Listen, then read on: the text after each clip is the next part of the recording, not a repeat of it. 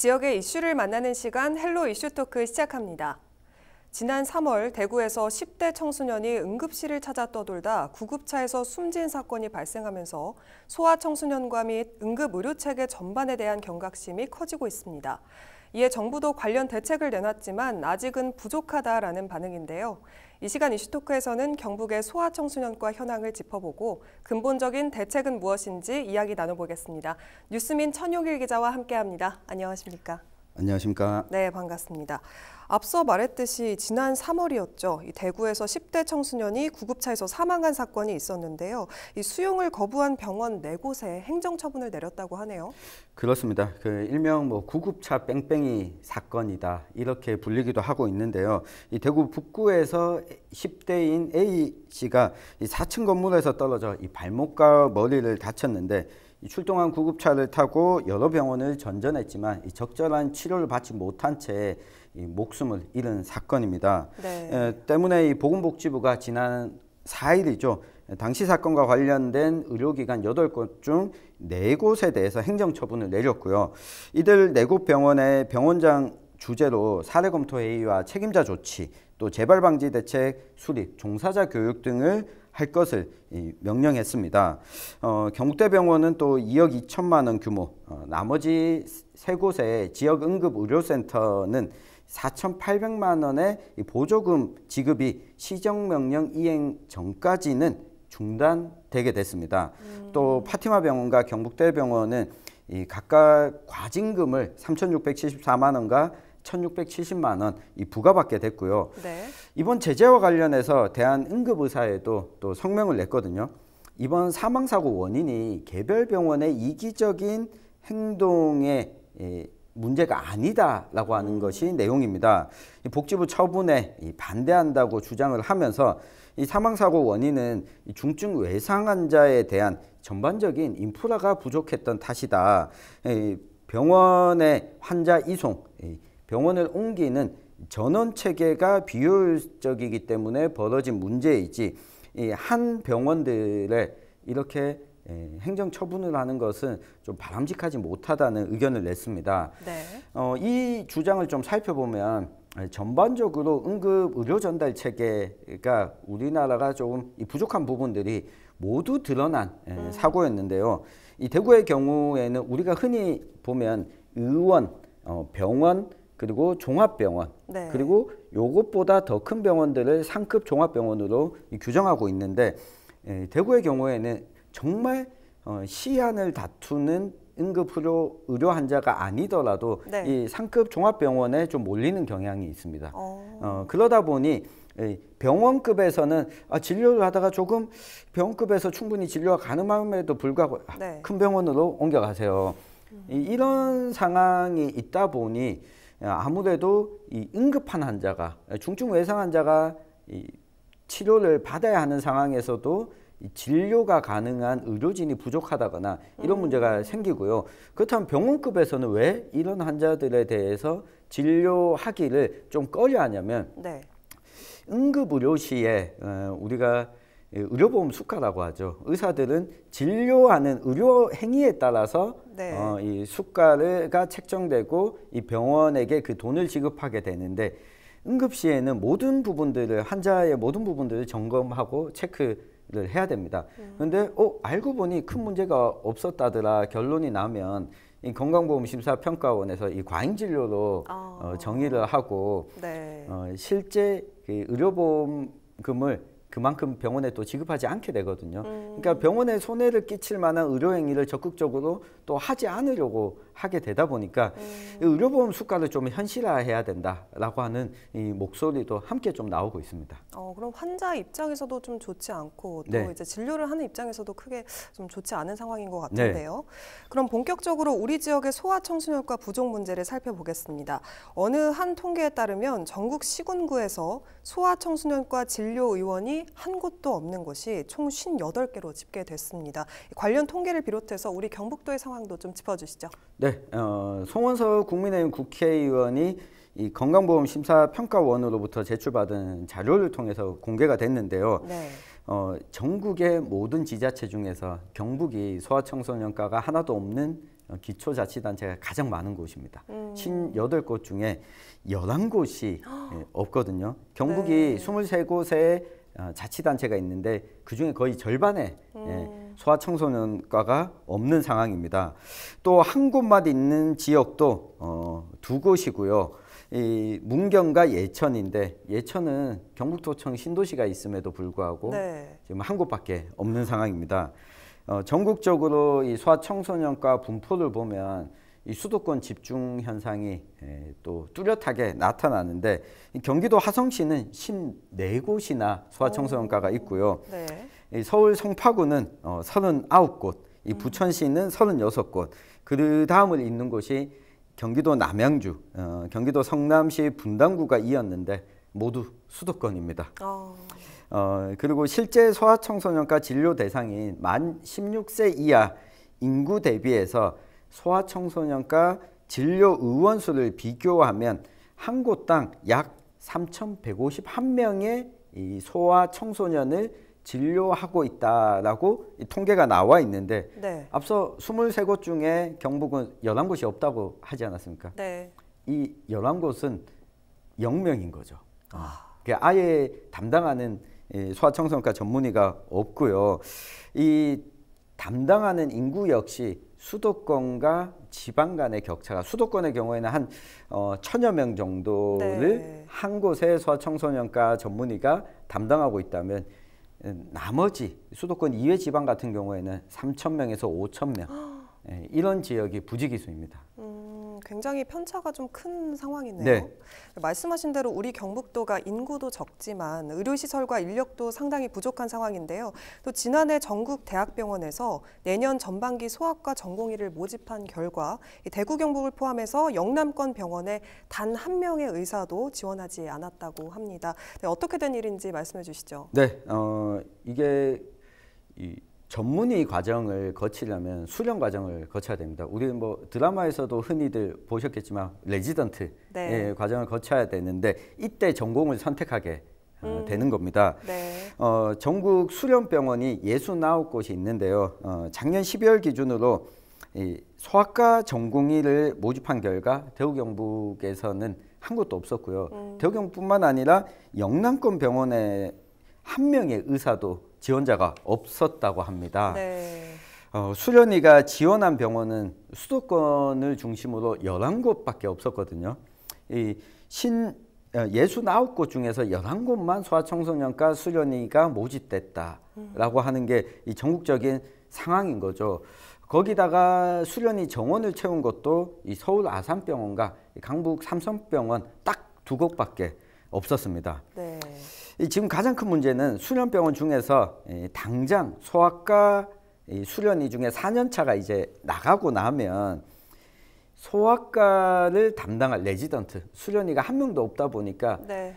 큰 병원이죠.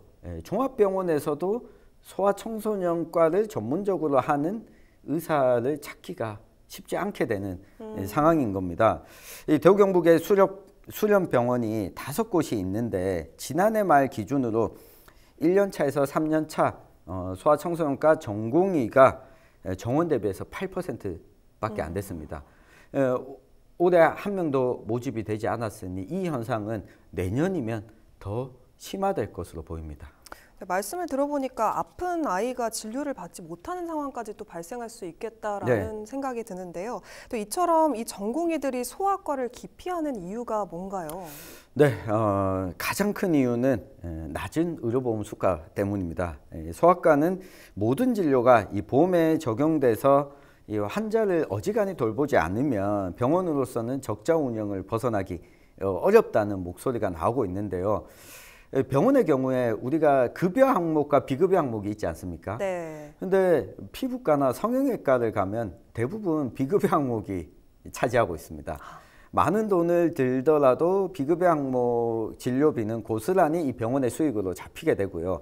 이 급여 항목의 경우에 우리 이용하는 시민 입장에서는 적은 돈만 내면 이용할 수 있으니 상당히 좀 고마운데 네. 이렇게 소아청소년과는 대부분이 이 급여 항목 안에서 이 병원 수익을 얻어갑니다. 근데 급여 항목과 비급여 항목의 차이가 많이 나는데 이 급여 항목에서 실질적으로 병원을 안정적으로 운영할 만한 금액이 책정되어 있지 않습니다. 이렇게 생각해 보시면 좋습니다. 의사들은 의료행위 대비해서 이 보험에서 이 수가로 인정을 받습니다. 그러면 의료행위를 하나를 했다고 했을 때 실질적으로 이 의료보험 수가가 5만 원이다라고 하면 우리 건강보험에 가입한 시민들이 30%를 부담하고 나머지 70%는 건강보험에서 내게 네. 됩니다. 근데 이 금액 자체가 적은 거죠. 비급여 항목은 기본적으로 뭐 10만 원, 20만 원 넘어가게 되면 다른 전공을 선택하는 의사들이 많게 되는데요. 그리고 또 한 가지가 그 아동이 계속 줄어들고 있지 않습니까? 그렇죠. 소아청소년이 줄다 보니까 수요자가 줄어든다라고 하는 부분도 포함되어 있고요. 네. 무엇보다도 감정노동이라고 하는 부분도 무시할 수가 없습니다.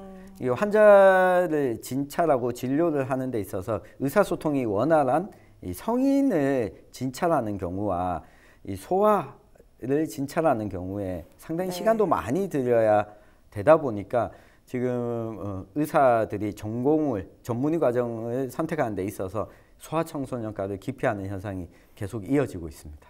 네, 이렇게 상황이 계속되는 만큼 이 생존을 위해서 전문 과목을 숨기는 의원들도 급증하고 있다고 합니다. 네, 우리 병원을 가보면요, 어느 의원이라고 적혀 있는 병원이 있는데 거기에 모든 과목에 대해서 의대 6년을 졸업하고 국가고시를 합격하면 모든 과목에 대한 진료와 진찰이 가능합니다.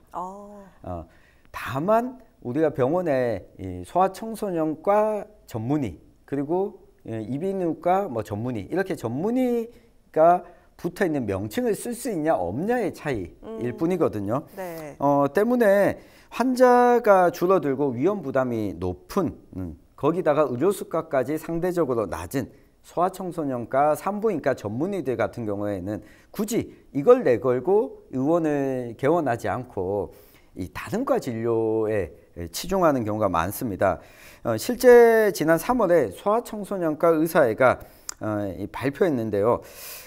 소아과 의사들의 수입이 지난 10년 동안 25%나 줄었다 하면서 이 폐가 선언을 했습니다. 당장 소아과 문을 닫지는 않지만 다른 진료를 좀 볼 수 있도록 교육센터를 만들겠다라고 밝히기도 했거든요. 또 지난 10년 동안 대구 경북에서 전문 과목을 미표시한 의원과 전문의 자격이 없는 일반의가 개원한 의원이 좀 급증했는데요. 전문 과목을 미표시한 곳이 10년 전에는 194곳이었는데 네. 지난해에는 257곳이었습니다. 또 일반의 의원들이죠. 그러니까 전문의 과정을 거치지 않는 일반의 의원이 40.8% 늘어나기도 했습니다. 이게 대구 경북뿐만 아니라 전국적으로 나타나고 있는데 이런 문제를 좀 해결하려면 의료 수가 현실화를 빠르게 해야 된다라고 하는 목소리가 계속 나오고 있는 상황입니다. 네, 이 소아청소년과를 기피하는 상황이 계속되면서 지난 2월 복지부가 소아의료체계 개선 대책을 발표했습니다. 중증 소아 환자를 담당하는 어린이 공공진료센터와 소아 전문 응급의료센터를 늘리고 소아 전문 상담센터 시범사업도 추진하겠다라는 내용인데요. 우리 지역에서도 운영 중인 곳이 있을까요? 네, 구미에 한 곳 운영 중입니다. 네. 365 소아청소년 진료센터가 있는데요. 경북 중서부권의 유일한 소아 전문 응급의료센터 기관입니다. 야간이나 휴일에 갑자기 아이가 아플 때 특히 응급실에 가더라도 앞서 우리 살펴보지 않았습니까? 네. 소아 청소년을 전문적으로 돌볼 수 있는 수련의 과정에 레지던트도 얻게 되면 난감한 상황이거든요. 그러면 이 전문의가 올 때까지 아침까지 응급조치 이외에 다른 것들은 또 할 수가 없거든요. 때문에 이 구미시에 먼저 또 설치하게 됐는데요. 이 경북 도내에서 소아청소년 비율이 가장 높은 도시가 이 구미입니다. 네. 구미시가 매년 9억 2천만 원을 지원하기로 했고 지금 전문의 4명과 소아응급 전담 간호사 8명으로 구성되어 있는데 개소하고 4달 동안 2,200명의 환자가 찾았다고 합니다. 개소하기 전에는 그러면 이분들이 발을 동동 구르지 않았겠습니까? 이 구미에 이어서 경주와 포항에서도 이 소아청소년 공공의료 체계를 구축한다는 이 소식이 들려오고 있는데, 우리 북부 권역이죠. 안동과 영주 이쪽 권역에는 현재까지 24시간 진료할 수 있는 소아청소년 응급의료센터가 아직까지 없는 상황인데, 네. 하루빨리 또 조성되길 좀 바라는 마음은 모두가 같을 것 같습니다. 네, 우리 북부권에도 좀 빨리 생겨야 될 것 같습니다. 앞서서 또 말씀을 해주셨듯이 구미시가 연간 10억 원의 예산을 지원하고 있는 상황인데요. 일각에서는 지자체의 직접적인 지원이 근본적인 대책이 아니다라는 주장이 또 나오고 있습니다.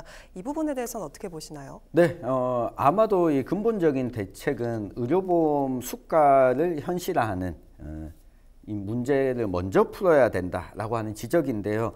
그럼에도 불구하고 지금 전공의가 계속 줄어들고, 앞서 소아청소년과 의사에서 이 발표한 내용도 보면 이 소아청소년과를 운영해서는 병원을 안정적으로 운영하기가 어렵다는 이야기 보셨잖아요. 네. 그러니까 자체적으로 개원에서는 이 병원 운영이 어렵기 때문에 이걸 공공 영역에서 좀 지원을 해야지만 소아청소년과 전문의도 그렇고, 내가 전공을 소아청소년과로 선택을 해도 이후에 안정적으로 병원 운영이 가능하겠구나라고 하는 기대감을 줘야지만 수련의 모집도 가능해질 수밖에 없습니다.